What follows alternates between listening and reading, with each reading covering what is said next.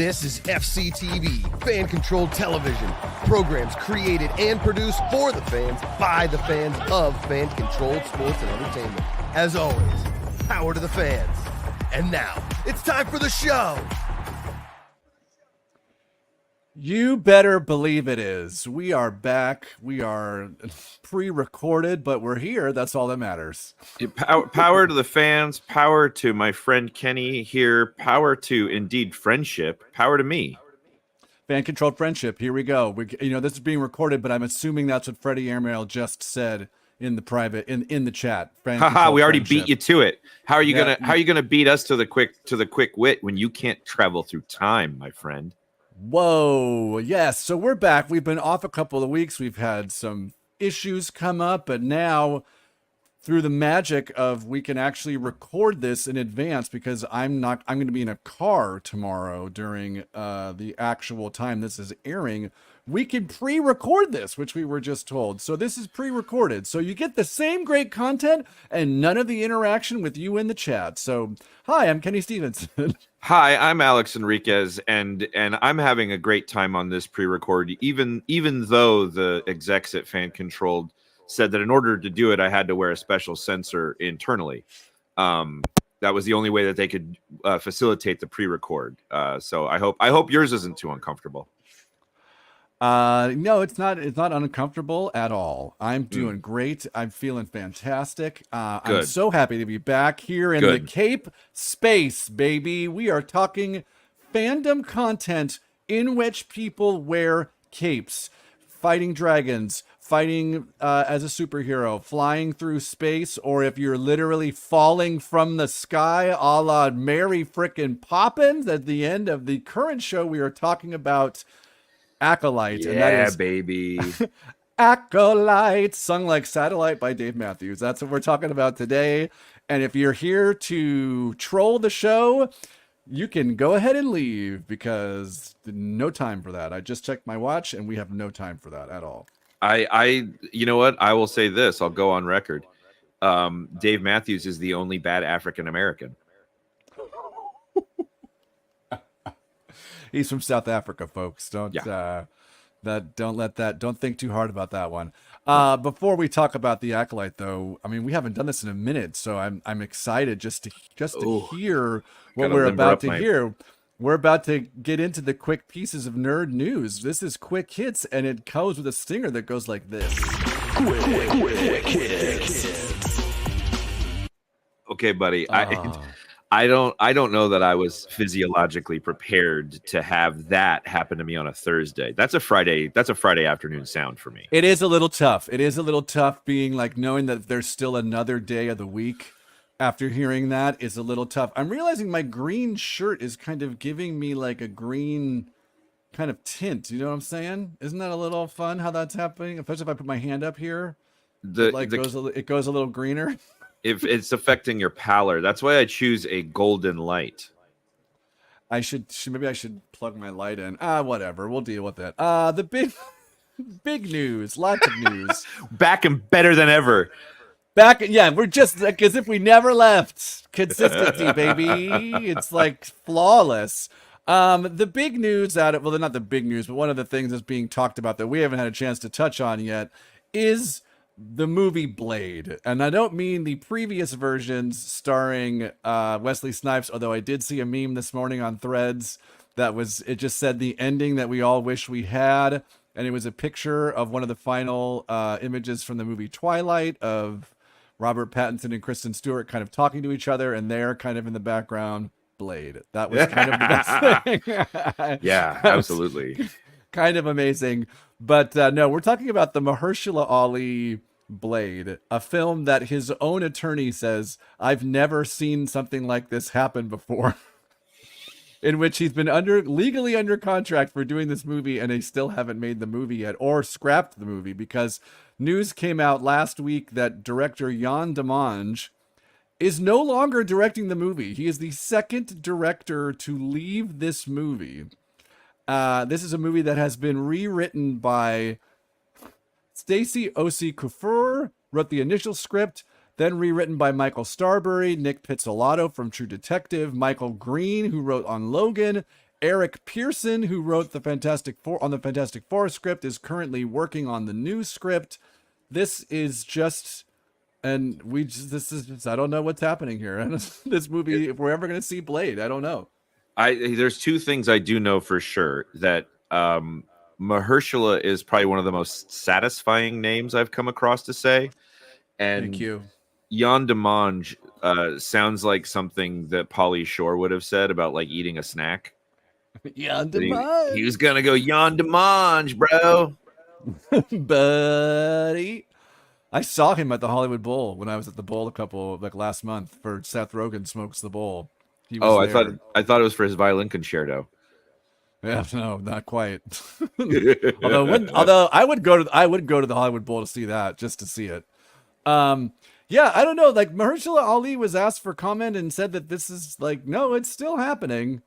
And it's interesting to me that there have been other announced Marvel projects. I think of like the Inhumans movie comes to mind that they made into a TV show. And there's been things that they've just been like, I know we said we're doing this. Sorry, we're not.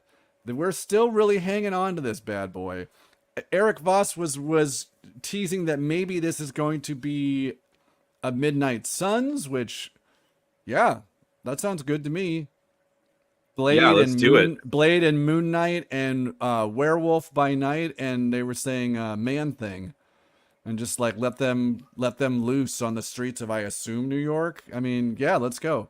It's an angle of the universe that I don't think we've really explored on the big screen yet. Maybe thematically in Multiverse of Madness, that sort of darker, creepier sort of tone, but the supernatural corner of the Marvel universe where those characters exist is something I think that's a really rich vein. I'd love to see them, do in the movies. I get me more Oscar Isaac as Moon Knight. I want that guy jumping around in the moon cape. Let's do it. Let's do it. And you know what? While we're at it, why don't we throw Kit Harington in there as Black Knight? Why not? He needs work. Let's get him out there. I'll take it. Let's just throw all of the spaghetti at the wall and just go like, psych, it's not Blade anymore. It's Midnight Suns, starring Mahershala Ali and all these guys. Yeah, I don't know. This was a film that was like supposed to start shooting like any minute, and then Mahershala, the red flag started going up when Mahershala signed on to star in this new Jurassic Park movie. That I don't know if you saw they released, like, this is coming out like next year, directed by Gareth Edwards of Rogue One fame, and it's like Scarlett Johansson and Mahershala Ali, and it sounds very similar to Jurassic Park 3. It's about apparently a family that gets stuck in the park. I'm like, sure, why not? That was such a great movie. Such a great movie Jurassic Park 3 was. What a film. What a film. I think that they need to switch these movies, like the whole thing, like, it can't keep being, well, having dinosaurs around sure was a bad idea, wasn't it? Right? Right? They just have to get to a place where the dinosaurs are useful, and it's like, oh, this is how we execute people now. We just throw them to the T-Rex, like, oh, this one guy got away, we're chasing him down, or whatever, I say just like screw it. Like, just go Planet of the Apes with it. The dinosaurs have overtaken us. The dinosaurs are in charge. Have them start talking. Like, whatever. Screw it. And then we've got a Planet of the Apes Jurassic Park crossover movie, and after Disney or whatever, Universal buys Warner Brothers, buys Paramount, buys Disney, and we just have one giant conglomerate of content that's just a crossover over crossover being fed directly into our brains. We never move. Wally. I frankly, this broadcaster can't wait until the day that the image of Optimus Prime impregnating the Jurassic Park T-Rex is fed directly into my cerebral cortex. That's let's do it. I look forward to it. I'm into that, but I want it to be the Optimus Prime from the new animated movie that actually looks pretty good. That is voiced by Chris Hemsworth. Oh, BTW sidebar. I saw the Furiosa yesterday. Oh, I haven't seen it yet. What'd you think? I gotta tell you, it's fine. It's fine. It's like movies. It's definitely a film. It's definitely something that like takes place in a movie theater that there was like, and they've shown light on the screen and it was there. I will say this. It's very interesting to me that I'll just say this and then we'll move on to the next thing. Mad Max Fury Road was a movie that was so almost like aggressively devoid of character development. It was very much just like, these are the players on the pieces, and we're driving on one end of the road, and then we're turning around and we're driving back, and that's the whole movie. This movie, Furiosa, I feel like had like an overabundance of character development, which I kind of get because it's called Furiosa and it's supposed to be like her backstory a little bit, but it just was like, we weren't in like a truck driving a road until like almost like an hour plus into the movie. And I just was like, I don't know. It's definitely not what I expected. I'll say that much. I just thought we were going to be very much, because they make it, she doesn't talk a lot. They said, it's 22 lines. She does not talk a lot, but it's also not Anna Taylor-Joy for the first, like almost again, like hour of the movie. It's not her, almost. She's only Furiosa for like the second 2/3. At least the first third of the movie is not her. So it's very much, I was surprised. I was surprised that I didn't enjoy it as much as I did.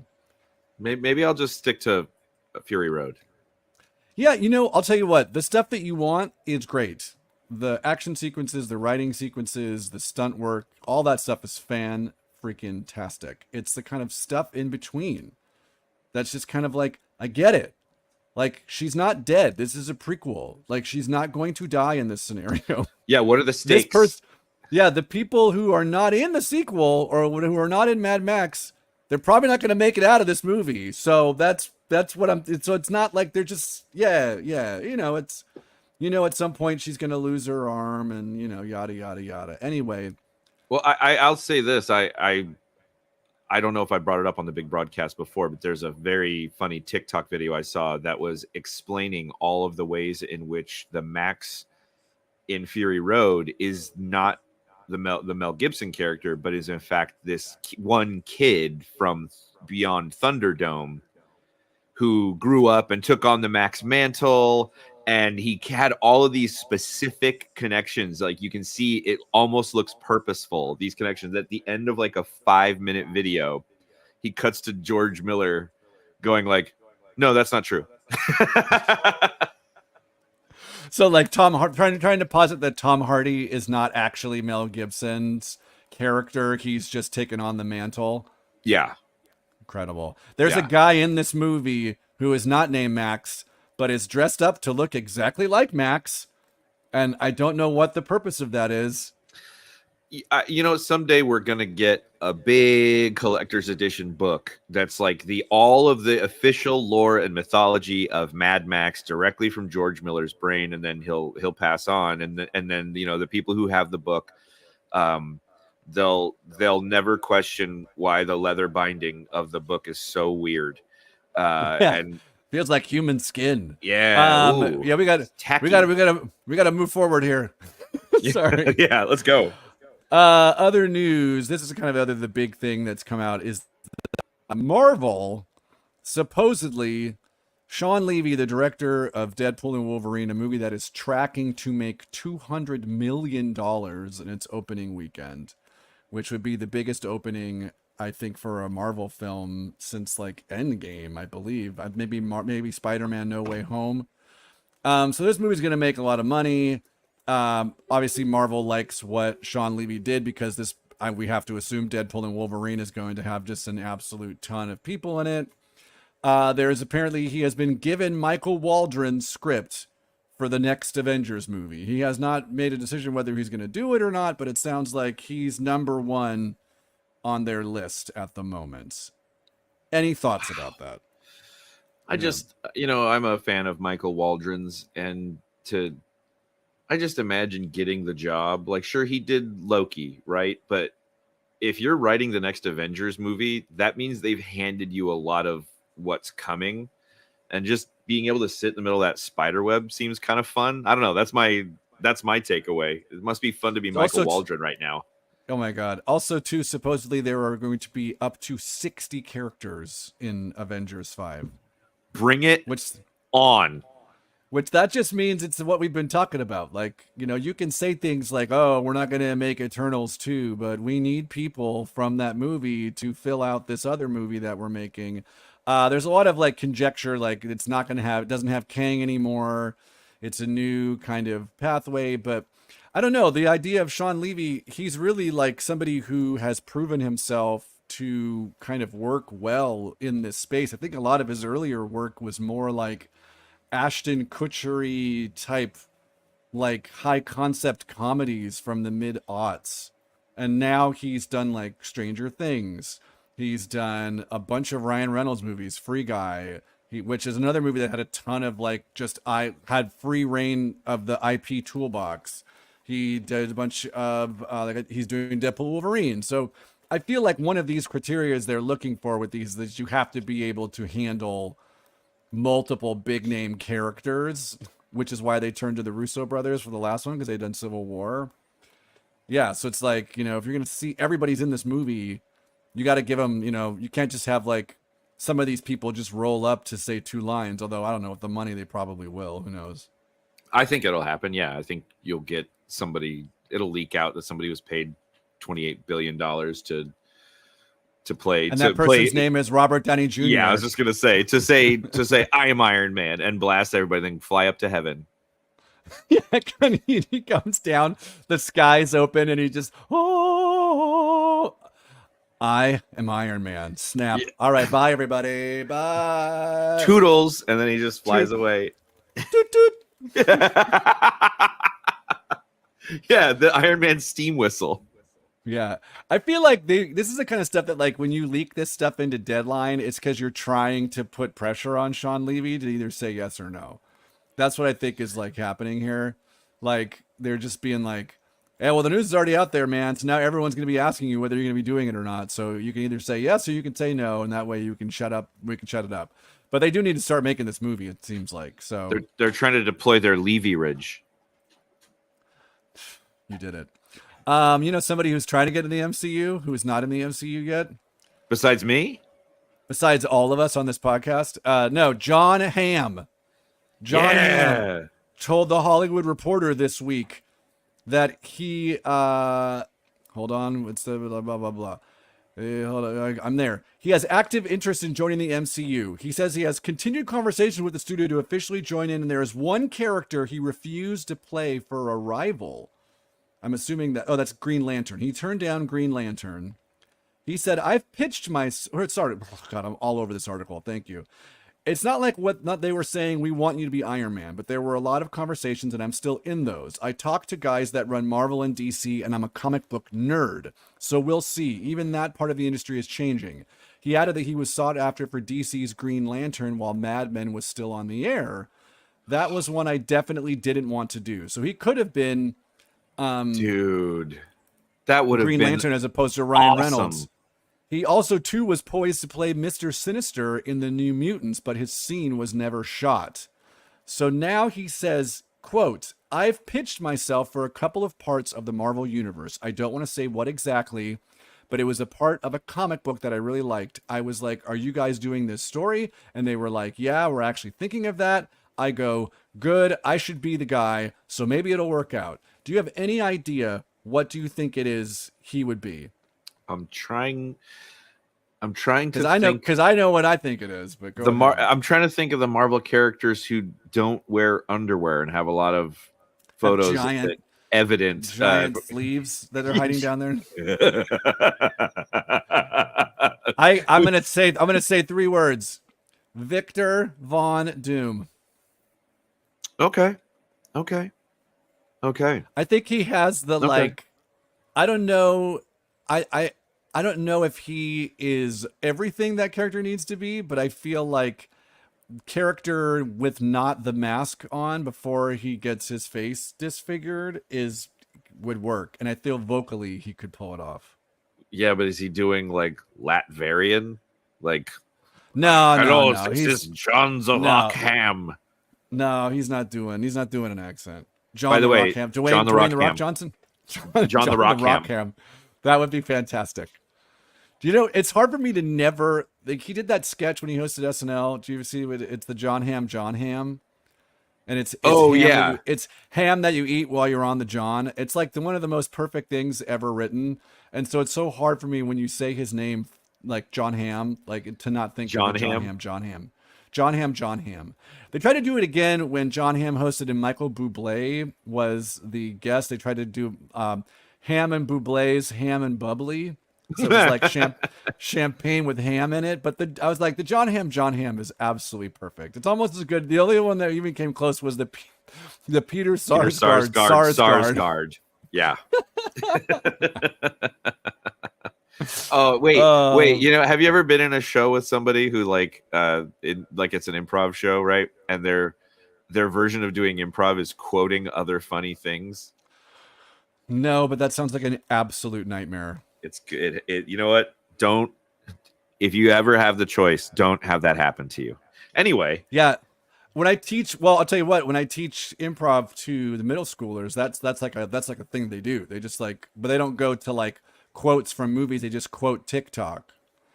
So they'll just say like skibbity in the middle of a scene. And it's like, cool. So you said that. And the scene took a total nosedive because that adds nothing to anything. Just like if you were to say like, somebody stop me in the middle of a scene, it'd be like, cool. You got that one little chuckle from like 3 people, but you know, let's move on. Anyway, speaking of moving on, our last piece of quick hits. See how we're streamlining this bad boy. Kihei Kwan, from who, you know, Academy Award winning actor from Everything, All the Time, Get at Me. And also season 2 of Loki, said in a recent interview, he said, it dawned on me that Ouroboros is a variant of Data from the Goonies. I just had to time slip back to 1985 when I was a little kid and try to remember how I approached that character and his energy. So he specifically says that he referenced Data while getting ready for the role, and I just think, that's just wonderful. Fantastic. I want to see more Kihei Kwan. Give me more Kihei Kwan. I would love for him to do a documentary about his experience in martial arts, where that comes from, because he was a stunt coordinator for all those years. Clearly knows what he's doing with his body in that space. Yeah, just give me more. I love this idea that Data was indeed a variant of Ouroboros. Thank you very much. It's all connected. Again, we are all going to be eventually just getting all of our content from one giant tube that's being drilled directly into our brain, while the Matrix is sucking out our energy to make batteries to power their AI. This posits also that the older brother in that movie is Thanos. Hell yeah, it does. Josh Brolin. And the younger brother is Frodo. And their weird friend is Michael Jackson. Oh, no. I know. That's Corey Feldman's Michael Jackson phase is one for the ages. It's distressing. What a pull. It's upsetting. Incredibly distressing. It's upsetting. Oh, boy. I know the dogs got so upset about it, too. The dogs were like, no, I did not care for that phase either. Dream a Little Dream with Corey Haim, Corey Feldman, that he was basically just Michael Jackson in those films. That's tough look, guy. Are we there? No, you're muted still. Are they still barking? Okay, it's dying down. Bedlam. It's dying down. Bedlam. Dog bedlam. I'm here for it. It has to happen. I will guarantee you that at this same moment tomorrow, when we would be broadcasting, they will be barking at nothing, but it'll just be like fulfilling a loop in time.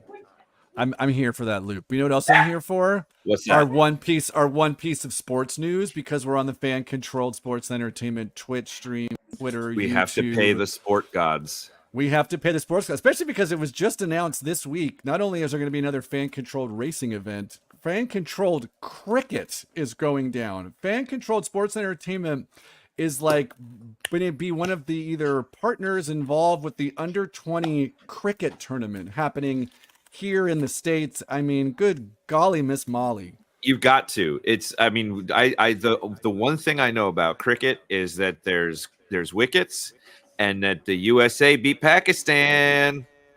That's part of the thing. We're getting hyped. Get on that cricket train, friends. Yeah. USA beating Pakistan is like the equivalent of I don't know, USA beating Germany in soccer, and like it's really that's a big freaking deal.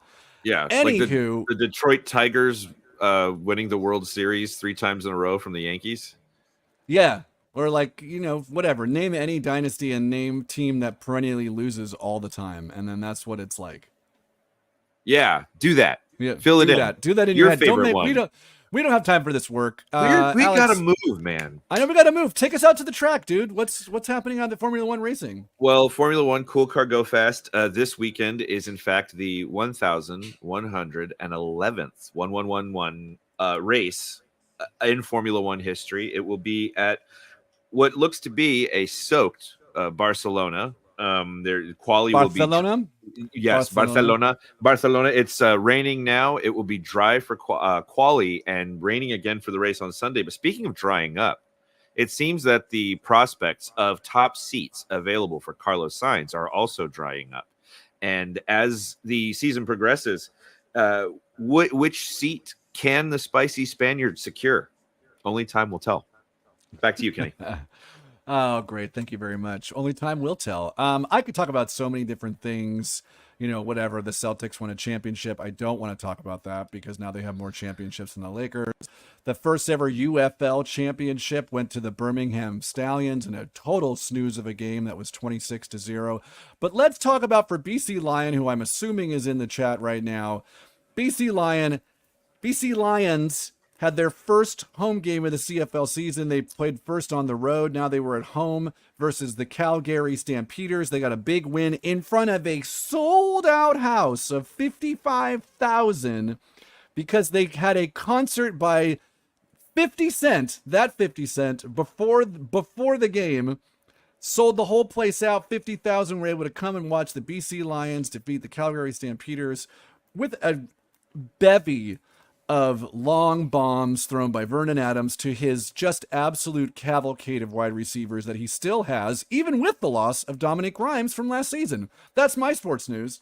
It's 50 Cent was really disappointed to find out that BC doesn't stand for bullet crimes.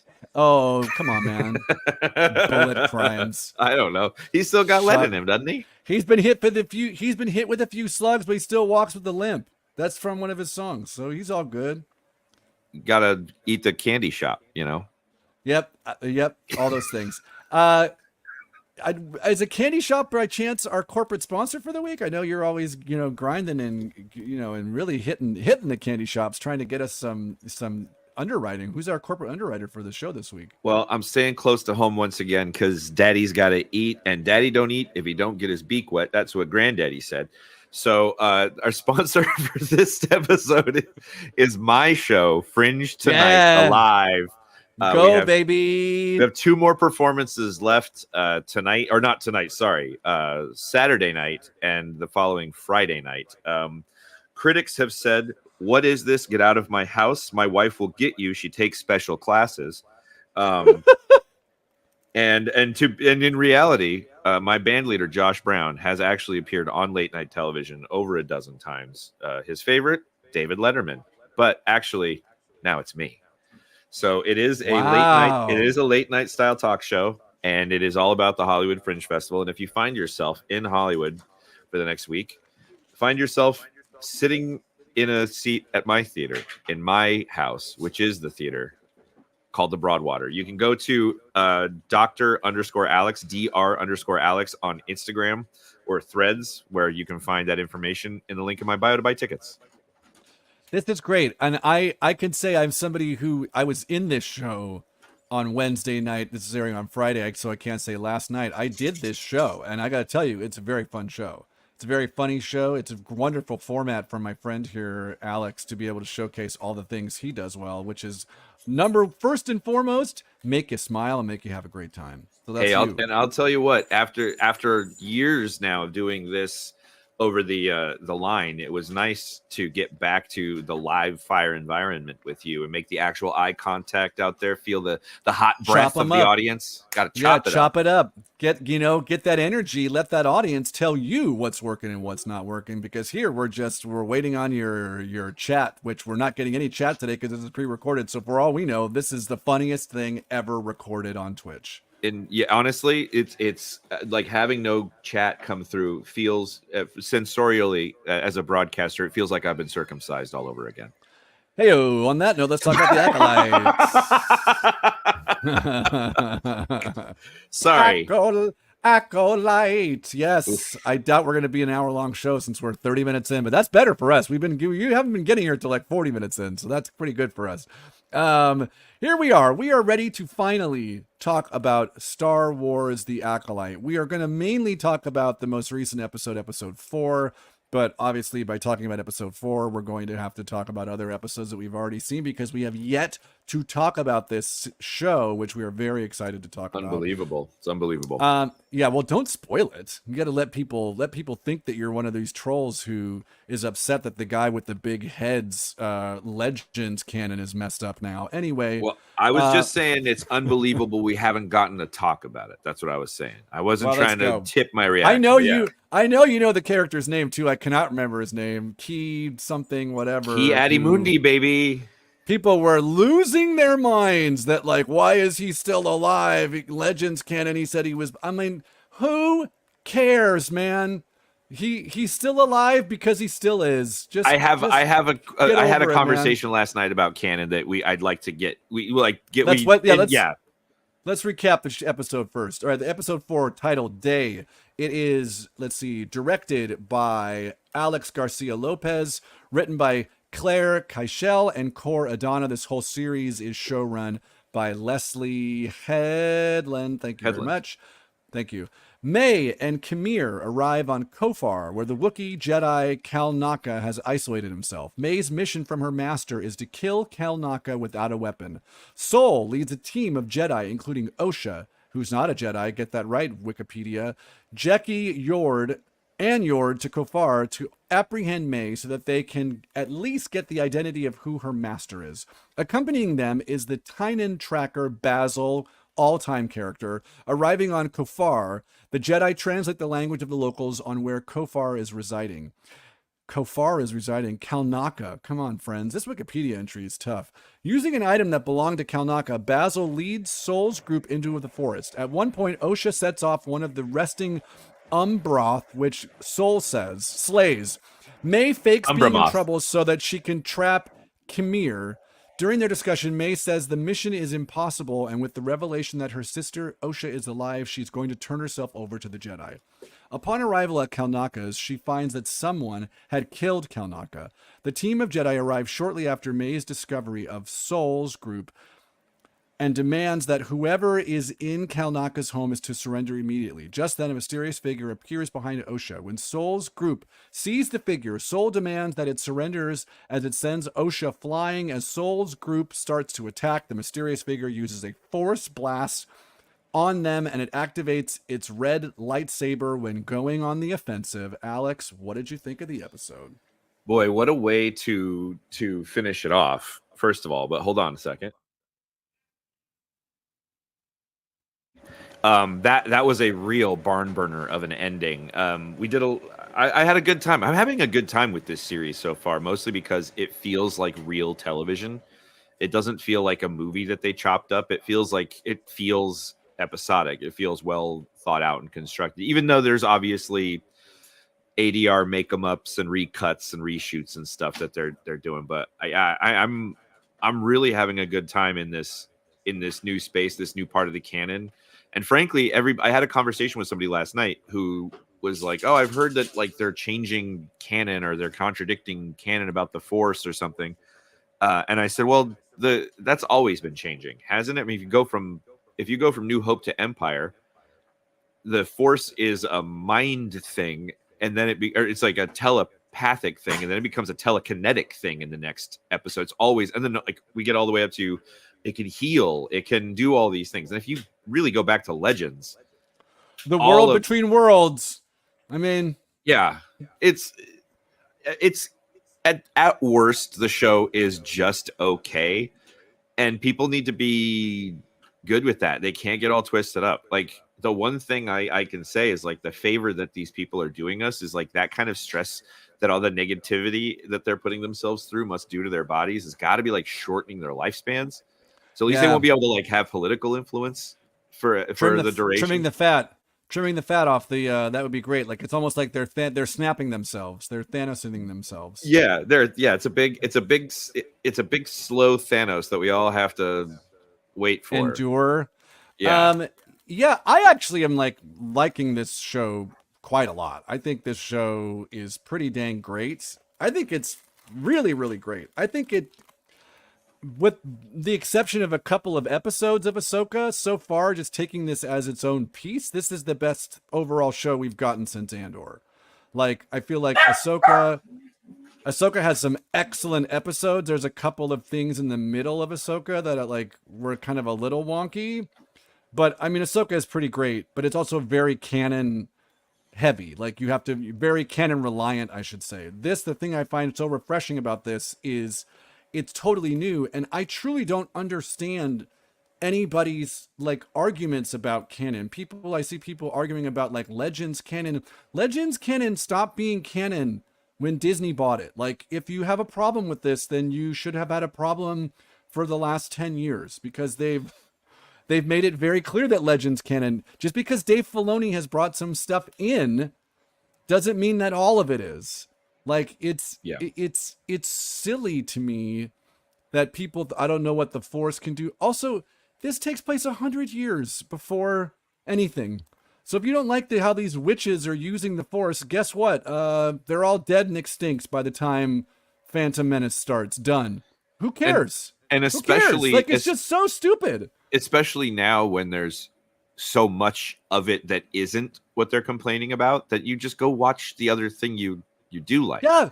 Go watch whatever the hell it is. Go watch Phantom Menace, and you watch your guy Key AD whatever. Key Addy played by Silas Carson. Say his 2 lines about the Wookiees, and someone's like, well, how could he say that line about the Wookiees if he's not upset about it? It's like, who cares? Like, truly, I saw a guy. Let's just start here and get this all out of the way. Yeah. Get all this trolling out of the way. Yeah, I saw a guy on Threads post the video from Simpsons being like, this is basically Disney. Disney is Xena in this clip. And it's a clip from The Simpsons when Frink, the Clavin, he talks like this, the professor, is asking her a bunch of questions, asking Lucy Lawless is doing voice, and she's playing at a con in her Xena outfit, and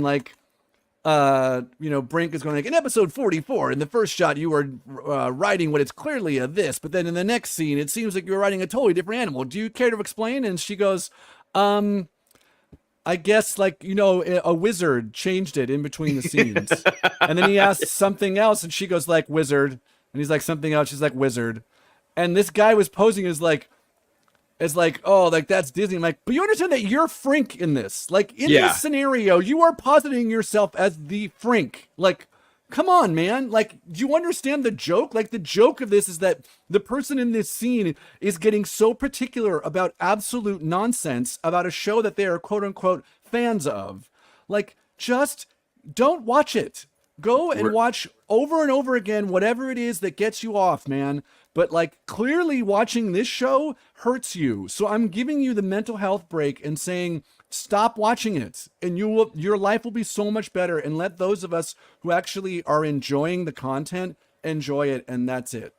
I'm tired of it. I'm so tired of it. We're in the bizarro world though, where people are like, yes, the Joker is the one that you should say is my friend. Don't be. Hey, kids, bring it in close. Yeah, this is official. This is official advice from Fan Controlled Fandom. Mm-hmm. Don't be friends with the Joker.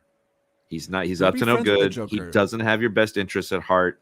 At best, you're going to be a henchman. At worst, one of those crazy smiling victims. So just steer clear of the Joker. That's from me to you. Speaking of crazy smiling victims, let's talk about this guy's helmet who comes. Yeah. I got to tell you right now, The thing that is so great about Andor is so street level and so far away from the Force. And I think so many people have been complaining about these other shows about like, oh, the Force and, oh, Luke was supposed to be tougher or like, how are we this show to me has been like, we are squarely in like Force using. We are using the Force for everything. It's great. I'm here for it. When that guy lowered into frame towards the end, I was like, wow, what a powerful entrance for starters. And then that was pretty creepy and unsettling, and I liked it. I loved it. And then like, because here's the thing is like when they got to this planet, I thought to get back to the episode a little bit, I thought this episode was going to be kind of table setty, like, oh, we're going to go to this planet and they're over here and we know May's on the planet too. And it's really hard to find this guy. So it's just gonna be a lot of walking.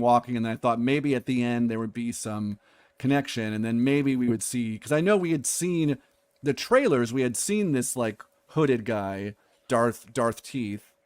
Although I saw somebody on Threads today was like, hold on, just hear me out, and put a picture of him next to Dr. Teeth from the Muppets.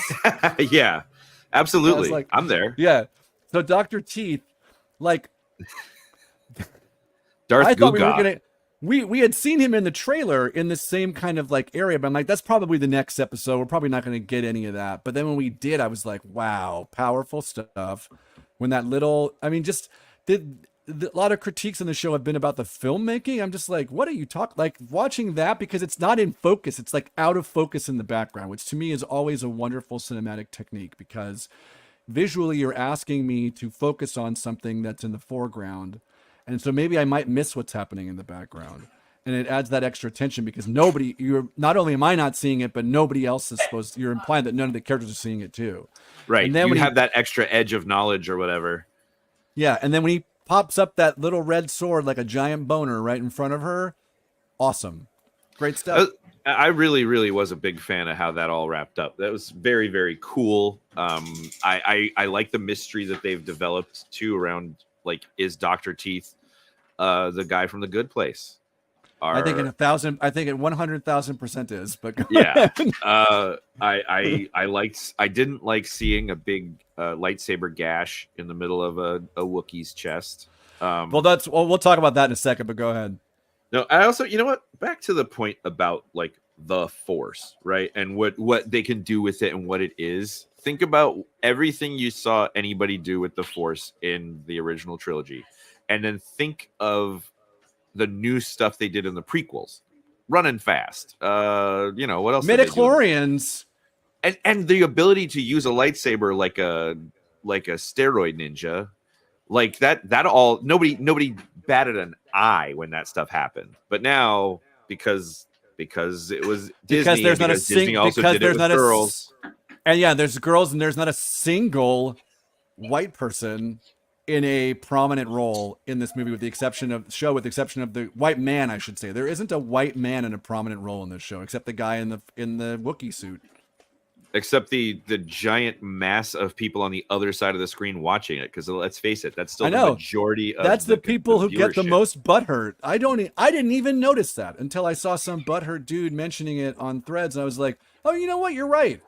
And not that I don't see color, but that's not something that is important to me.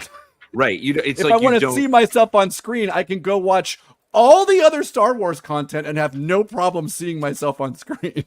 Or, how about we do the thing that everybody else in the world has had to do with our media, which is to step outside oneself from the surface and to identify with characters based on the qualities they have that you would like to share or endow yourself with. That's something. And maybe those people could even look different than you, or express their gender different than you, or have different abilities and capabilities than you. It's all about interfacing, interacting, and being ethical interpersonally. That's what I believe. Yeah, I hope when you tuned in on Twitch today that you thought this was gonna be an ethics lesson, but it is, baby. Oh, here comes the recycle truck. This is peak you and I. The fact that we're doing this show, that the dogs are barking and a trash truck is coming on a Thursday. It never comes on a Thursday, but I guess today, because they knew we were recording, we got to come by and do this because it's gonna get loud in a second. Well, Good we've Lord. established in the lore of the show that the trash men in your neighborhood are fans of the show. It's Donovan and Which the is boys. They love to Donovan and the swing by. boys down at the old dump. Donovan and the boys. The old D and the B's down at the dumps.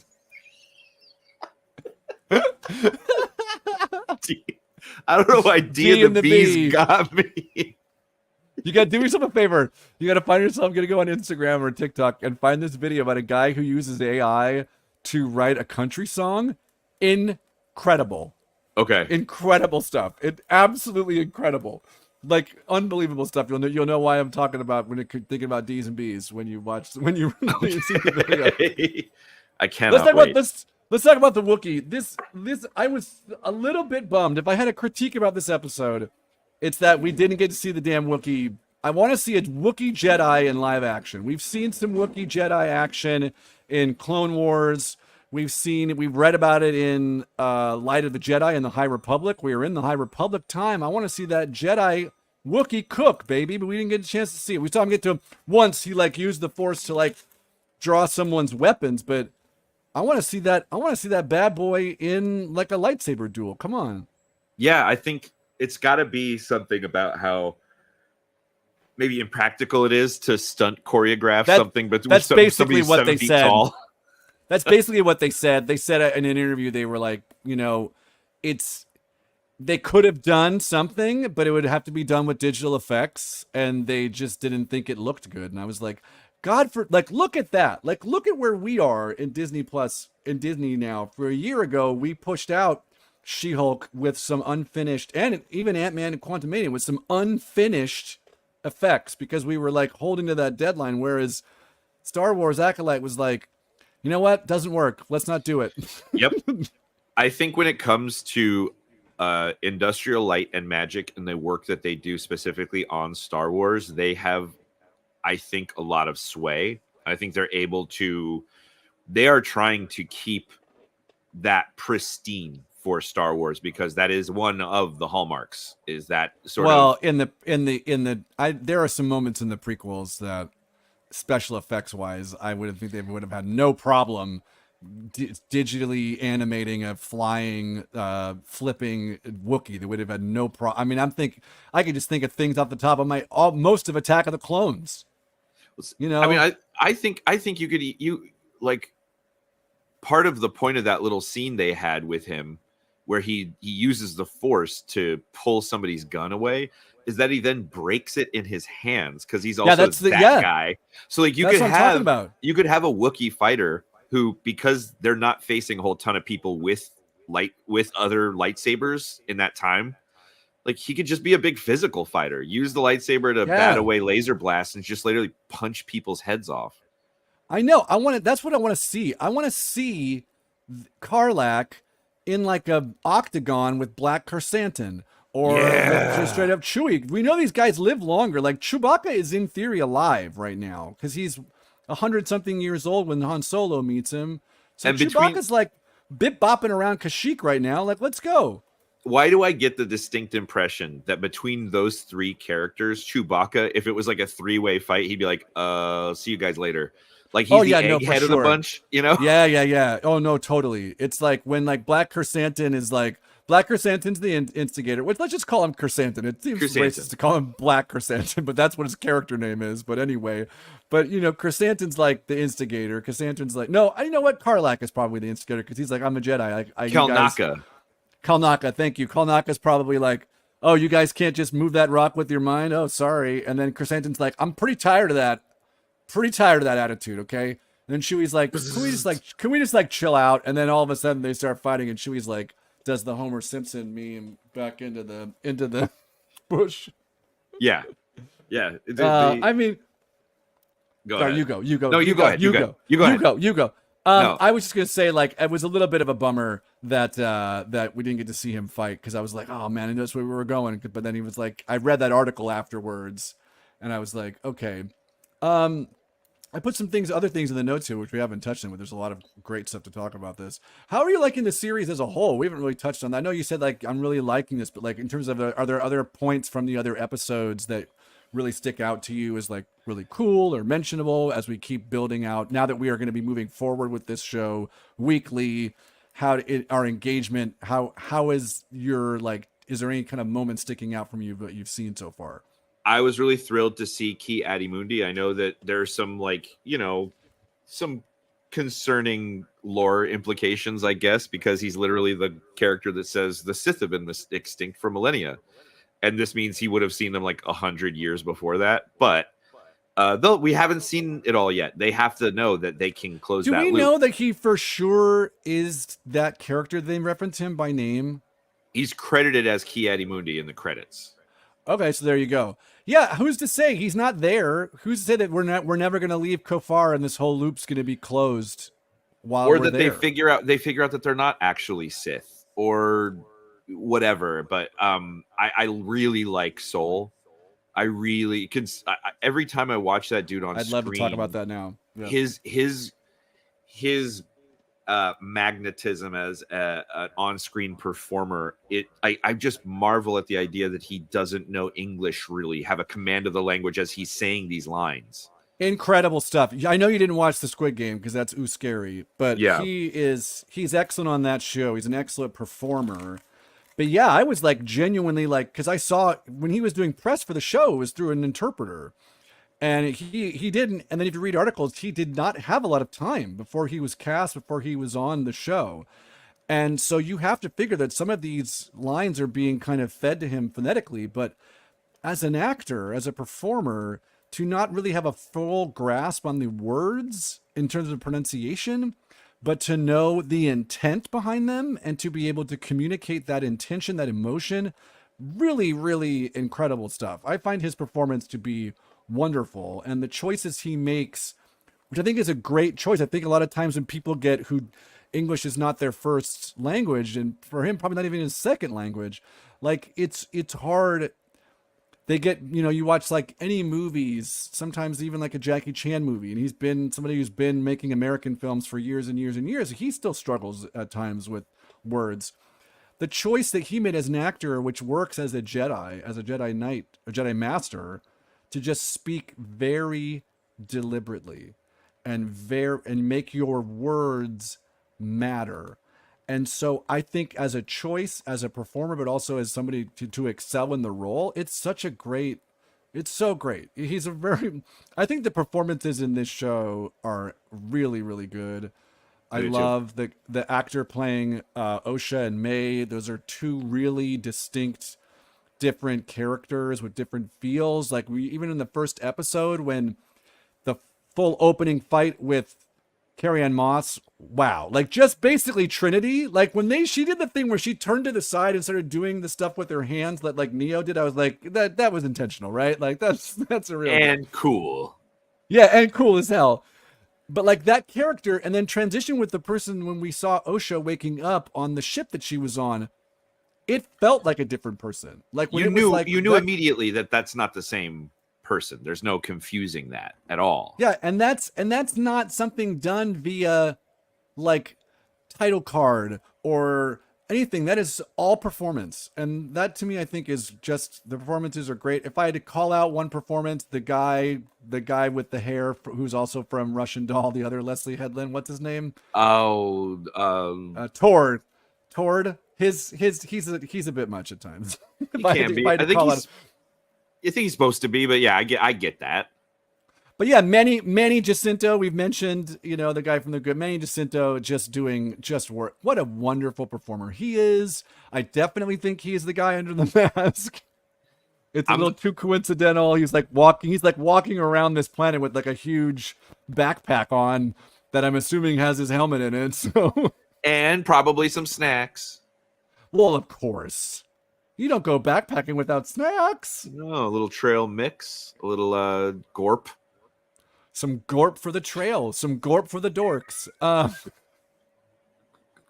No, I love that we are talking about, I love Soul's performance. It's fantastic. Let's see who else. I have here, let's talk about the performances in this. It's really great.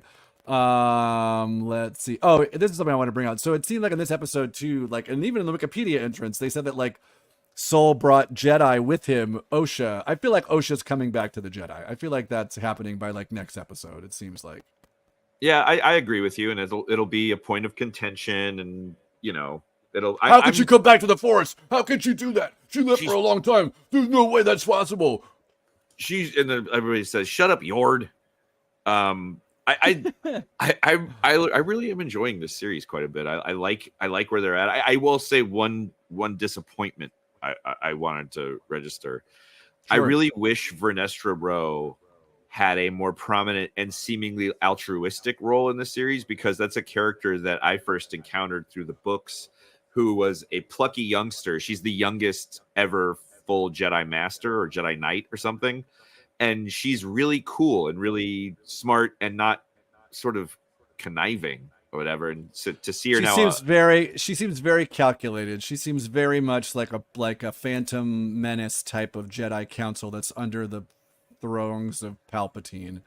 Yeah, very much so. But we did get a tease in a trailer, a little image of that purple whip thing coming. So I feel like she's going to show up on this planet and going to start whipping that lightsaber whip around, which I think is going to make her seem pretty damn cool. Just wrecking shop. I'm here for it. Just wrecking shop. Yeah, I think that Osha, when she said like, "Oh, I'm starting to feel things again," I was like, "Oh, well, this is happening." There's gonna be a lightsaber duel of the fates over the fate of. Somebody just told this to me, and I don't know why. As a diehard of Star Wars person as I am, the duel of the fates is a literal duel over the fate of Anakin Skywalker. Yeah. There's two fates, because Obi-Wan wants to take this child to train him. Not Obi-Wan, Qui-Gon. And Darth Maul is the apprentice of Darth Sidious, who also would like to get Anakin to turn him to the dark side. So it is a literal duel of the two possible fates. Yeah. I was like, that's never registered with me. Goes to say you can be constantly surprised if you let this content live as it is. Take it for what it is. Here's the thing, if you look at that, the fate, he did go to the dark side eventually. The fate was sealed regardless. Yeah, and that goes back to the whole Furiosa thing. This is a whole kind of thing that's kind of is always a tough thing for a prequel to do, which is another reason why I like what this show is doing. Is it's all about stakes. Like, when you're watching those prequel movies, you're only thinking about, well, this guy's gonna be Darth Vader, so you're looking for clues into that. Which, quite frankly, if you just watch the movies, there really aren't a ton of them. Like, other than him, like, slaughtering a bunch of people because of his mom, and because he loves Padme and we can't have attachments. Oh my God. I heard some frickin' troll said, Soul is way too... Oh, no, because it was, like, confirmed that the girl the girl with the white face, and who's in Logan, who's X-23 or whatever, right? That she does have feelings for Osha, and somebody was like, "It's there, man. It's really cool stuff." And someone was like, "Oh, Jedi don't fall in love." I'm like, "Are you serious right now?" It's like literally the reason posited by George Lucas is why Anakin Skywalker, one of the greatest Jedis of all time, became Darth Vader. Like they do fall in love. They do. Obi-Wan Kenobi, like read High Republic novels. So many novels are Jedi being like tempted by like meeting these non-Force users, and I'm just like, go watch something else, man. Watch something else. Yeah. Go watch The Boys. Great show, The Boys. Or be like, it's like this now. Oh, they're doing it like this now. This is now the rule. I remember when it was different before it was different like it is now. Yep. Shut up, everybody. Look at me. Gosh. Shut up. This magical force needs to have definable and certain criteria that it cannot bend or shift. This magical, unreal thing that's not real has definitely clear set guidelines, and we cannot veer from those at any which point. This magical, not real thing. Cool. I feel like that rigidness about the rules around those things it's secretly, it's like, well, if there's no real rules, if there's real rules around it, maybe someday it could happen to me. Like they're thinking someday they'll get to use Oh the no, force. 100%. Some of these dudes think that they're like, 2 training days away from moving stuff with their mind. All these dudes think they're like Silent Bob from freaking Mallrats. I hate Silent Bob. Yeah, yep. Anyway, this is a really easy question here. Is this Star Wars or Star Trek? Star Wars, baby. Come on. Oh my gosh. We got bleeding Wookiees, mysterious planets. This is Star Warsy as Star Wars can do. Yeah, we've got Jedis, we've got lightsabers. We haven't had a lightsaber duel in a bit. It's been 2 episodes since we had a good lightsaber duel, but I feel like we're getting one. I think we're coming to a lightsaber duel here. I feel like we're opening on lightsaber duel at the end. And oh my gosh, this is such an exciting end to that series. I can't. It's to that episode into the next, and to feel like, to bring it back to why this is so great that Star Wars is a piece of content that is not afraid to do cliffhangers and stuff. Yeah, and we don't have to wait. We don't have to wait 3 years for another movie. We get to wait like not even 7 days now. We get to wait like 5 days, and we get to find out what's going on with Manny Jacinto from The Good Place. I love it. I'm here for it. That's what I say. All right, who's the big winner of this episode? I think Darth Guga. That entrance was so exciting. We've been kind of waiting for them to. We've been waiting to see that character in action. You saw them kind of from a distance, to do that entrance and that huge display of power, and then end the episode. Like, that really sets up a big time villain, and I like that. Yeah, I think that's definitely a big winner. I think, yeah, for sure. I also do think the character of Saul is just a wonderful character. But yeah, no, that's definitely that entrance, that's just like, I can't think of too many villain entrances that I've seen lately that are as done as well as that one was. Yeah, it was pretty fantastic and very subtly, very filmically. It wasn't overdone. It was just like, so, not, like you said, not even in focus. Love that. Yeah, and like he's menacing. We got power set. He's stronger than 7 Jedi. Done. Established within 3 minutes. We have a lot of information about how powerful this man is, but we still don't know how far that goes. Loser, it's a little tough. I might give you a bit of a pass here, Kevin, because we are in a galaxy a long time ago, and we are even long time ago than that before. So it might be a hard ask to see Sam's boat here, but I mean, why not? You're gonna have guys floating from the sky in the background. Why not just have them float past Sam's boat? I think, I'll give them the pass simply because I know that this is largely unexplored territory that they're trying to winnow out. And so get it on its feet before you start to try to, really wedge in some of the Easter eggs that the fans are clearly just thirsting for eggs. We're going to take a break from Sam Wilson's fishing boat being the loser this week. I think we'll just kind of skip ahead. We're skipping ahead. I think I'm just going to put a pin in July 26th, and if that boat's not in Deadpool and Wolverine, we're gonna have to have some discussions. There's literally a giant Paul Rudd head that we've just seen, and that's stuff that we know of in the trailer. Like, I mean, everyone and their mom is in this movie, and if there's no shrimping boat, I don't know. Look, Kevin, you don't even have to have Bucky and Falcon's sister doing luscious Congress on the bow of the ship. Which they would be, but we don't need that though. Like, no. You could just have it in the void with all the other X-Men characters, just have that boat there. Was this the point the whole time? Starve us until we were willing to accept scraps? I don't know. Well, let's see what we get with Deadpool and Wolverine, and then we'll make that choice. I'll write that down. I mean, it's not the hardest out. Like, Captain America: Brave New World is the crime if it's not in that movie. Like, that's like the actual crime where we can actually probably get charges filed against him. Let's not go there yet. In the Human Rights Court, they'd put charges against him for crime. HRC. Alex, do we have another tease for your show? We do. It's Fringe Tonight Alive. It's the only late night style talk show that's all about the Hollywood Fringe in the Hollywood Fringe. Do I know that for sure? No, don't look it up.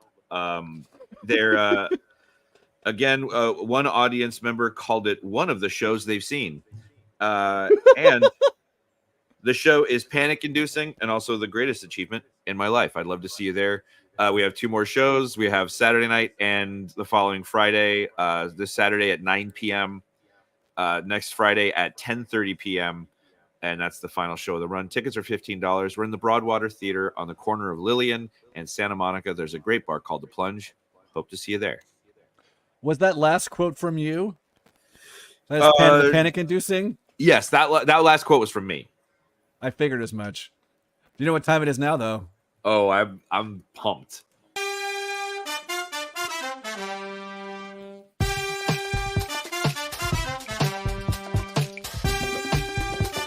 Woo!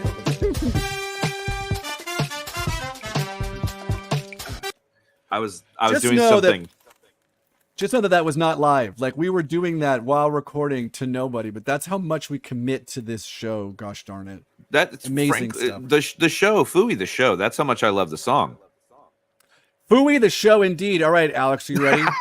Let's do it, man. So I spent Father's Day doing what most fathers do, which is go see the Haiku movie by myself. Excellent. Because I didn't want to make my wife and child watch an anime about volleyball. As you know, I've gotten into anime, and I can't tell if it's something I'm truly into or if it's a midlife crisis. Either way,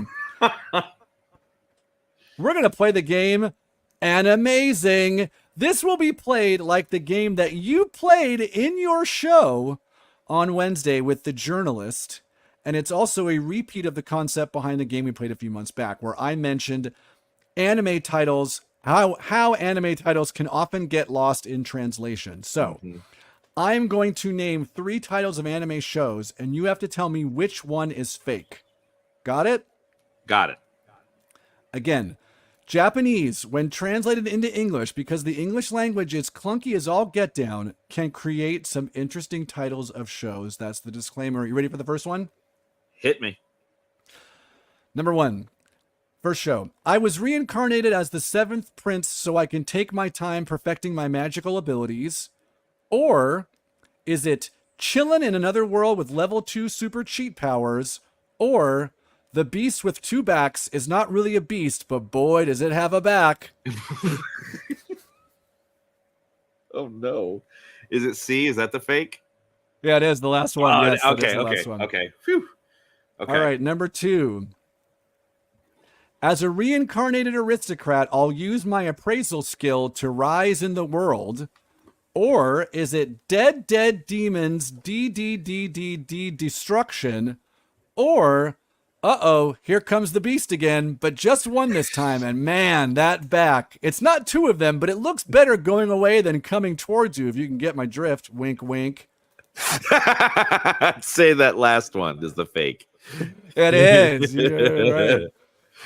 All right. Ready? Let's do it. Number 3. With a dog and a cat, every day is fun. That's the first one.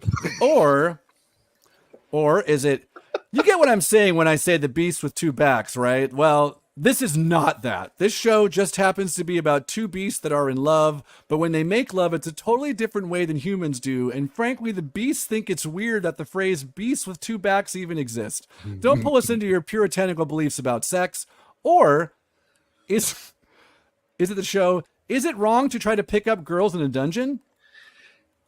Can I hear the first one again? Oh, it's with a dog and a cat, every day is fun. That's the first one.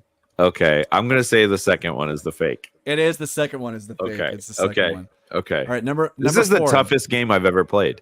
I know. Number 4. How heavy are the dumbbells you lift? Jesus. It's a real show. How heavy are the dumbbells you lift? Or world end, what do you do at the end of the world? Are you busy? Will you save us? Or do you even want to know how beasts do it? Because trust me, you don't want to know. Whatever you are thinking it is in your head, it's definitely not that. I'm going to say the last one. It is the last one. Although this world end, what do you think at the end? It's world end colon. What do you think at the end of the world, comma, are you busy, comma, will you save us, question mark. That's a real show. I've seen that title before. Otherwise, I would have gone, he's really got me here. Did he lead this all? Did he backwards engineer from the real title that reflects the other ones? But anyway, sorry. Blah, Yeah. blah, blah. I know. Here we go. Number 5. First show. Problem children are coming from another world, comma, aren't they? Or is it, seriously, don't think about it, because the curiosity as to how beasts do it, if it's not making the beast with 2 backs, will torment you. And if I tell you, then your whole outlook on life will change, and you will realize how foolish and dumb you were for even thinking you could know the answer. You can't, so don't. Now smile for the camera. Or is it, I got a cheat skill in another world and became unrivaled in the real world, comma, 2. T-O-O, not the number 2. The second one. Delivered, It is I the think second one. the end of it felt like you'd flicked a cigarette. Smile for the camera. Yeah. You can't, so don't. Now smile for the camera. All right, you ready for the last one? This is the last Let's do one. it. A salad bowl of eccentrics, or Higehiro, colon, after being rejected, I shaved and took in a high school runaway. Or, here's a tease of the answer to make you shut up. 2 words, leg teeth.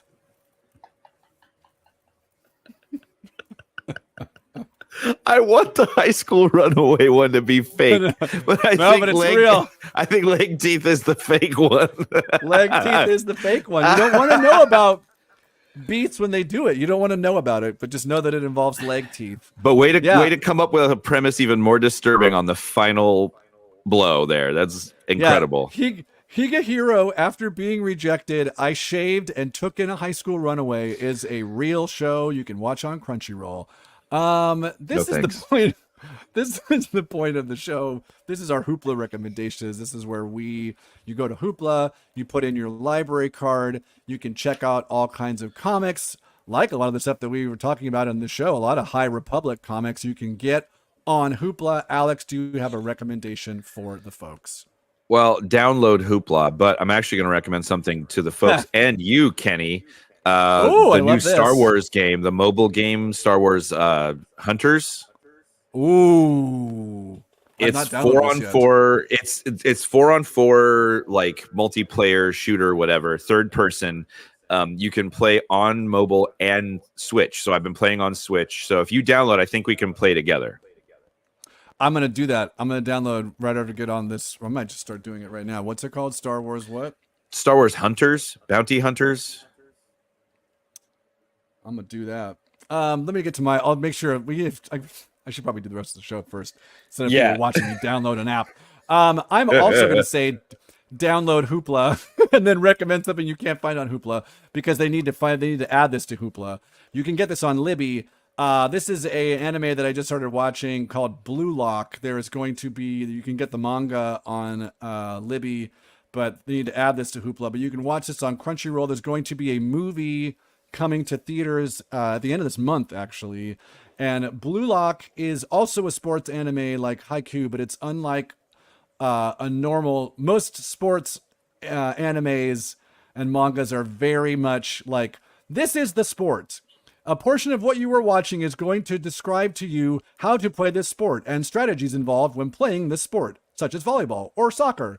This is a show about soccer, but it's kind of like Squid Game meets a sports anime in that there's like Blue Lock is this guy has got like the 300 of the best young soccer players in all of Japan and is going to put them through like a rigorous, like weird training, like contest. And the winner is going to be perfected to be the best striker for Japan's World Cup team. And just the concept alone is worth checking out. I can Blue Lock. I can see it in my head. That's amazing. It's a great, at first I was like, what's the big deal about it? I knew there was a movie coming out, so I was like, I'm going to check it out. I know it's about soccer. And then I saw the concept. I was like, oh, all the way in. And guess what? For you, they have the dubbed version on Crunchyroll, so you don't have to read it. Because I barely can't, and I need to hear it. Yes, you do. You know what else people need to hear about? Your show. Get one more plug in. All right, Fringe Tonight Alive. We have 2 more shows coming up, and you can find tickets at tinyurl.com/4, the letter J as in jerk, WUW, 2, the letter Y, and the letter T. I love that that's a real website because often on our show and in your show, you do a lot of these fun like .party, like fake websites. Yeah, this one's real.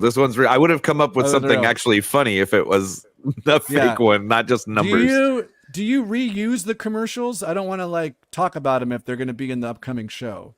Oh, the commercials are the only static parts. That's another thing. My show is different every time. There's new guests, new bits, new jokes, everything. But we do have filmed commercial segments those are the same thing every time. But it's a relatively small part of the show. They're great. I won't say anything about them. And they're fantastically, wonderfully hilarious. There was a line in one of them that like broke me. It was so funny. Thank you. We're at the point now. The dogs. What did your dogs think of the Ac-O-lyte? You know, they're really big fans of media that keeps me at home. And we've been running around so much lately with all the shows and performances we've been doing that we've been out of the house that it was just nice. Lupo was just glad to get in front of a lightsaber with me again. You know what? I got to tell you, my dog, Mabel, was in the room. She was asleep, but she was in the room while watching. So she's definitely like intrigued enough to share the same space with it. But not enough to actually watch it with her eyeballs. Well, we'll get there someday. We'll take what we can get. And you know what? That's it. We did it. I mean, it wasn't an hour, but it's definitely shorter than we normally do. Hey, you know what? That's what she said. Wow. Alex, where can the folks find you? You can find me for promotional purposes. Please find me at dr_Alex on Instagram, Dr. Alex. Also Tonight Alive, TONITE.alive on TikTok. And tinyurl.com/4JWUW2YT to buy tickets to Fringe Tonight Alive. 4JWYT, baby. I want to love you. 4JYWTT. And then it's Corey Pretty Feldman. Young thing. Yes. Call back, baby. You can find me at Kenny G. Stevenson on TikTok and Twitch. I'm Kenny G. Donut King on Instagram and Threads. I'm giving shout outs now. My show Process, the improvised process of a play. We get a fake name of a play and then we improvise auditions, table read. We do about like 2 months into rehearsals. We take a 5-minute intermission. You come back and then we actually perform the last act of this play, fully improvised. It's coming back to the Improv Theater July 5th and 19th. I am for sure in the July 19th show. It'll be back in September. We also have a show in August at the Elysian Theater, which could also lead to some more shows. So look for the Process if you're in LA. It's probably one of my most fun times improvising ever. And Kenny is one of the city's great improvisers, the true veterans, a master of the craft. He is somebody you want to watch. He said nobody in Hollywood ever. I can see the sign from my front yard, and I just said it. So you get out of my face with that. Let me put it this way. Said no Hollywood casting director. No, I've booked work in the last couple years. Alex, we did it. We'll be back next week. We'll talk about the Ac-O-lyte. I can't believe it. We'll be back to talk about I want to also, too, if we can get some time, I want to talk about House of Dragon. I didn't see the new episode this week because we've been busy and whatnot, but we'll have some episodes of that to talk about. And I wish you watched The Boys because The Boys is firing on all cylinders. Just that show finds a way to not only up the ridiculousness of visuals that can make you see in a television show, to also just like the storytelling, the satirical edge they're taking, the lens they are holding to our currently kind of messed up things that are happening in our world right now. It just unbelievable show. Fantastic. We got one more stick in it. They announced that's going to be next season's the last season. So you got to catch up. Oh, wow. Now. Yep. Well, maybe I will and prep for the next season then. Great. It's a great television show, but we'll be back next week for sure talking about the Ac-O-lyte. So come on back. Yep, finger guns. See you then. That's all we got to do. Oh, I got to hit this thing. Hold on, I got to play the little video. See you then. Try again. Goodbye. Bang.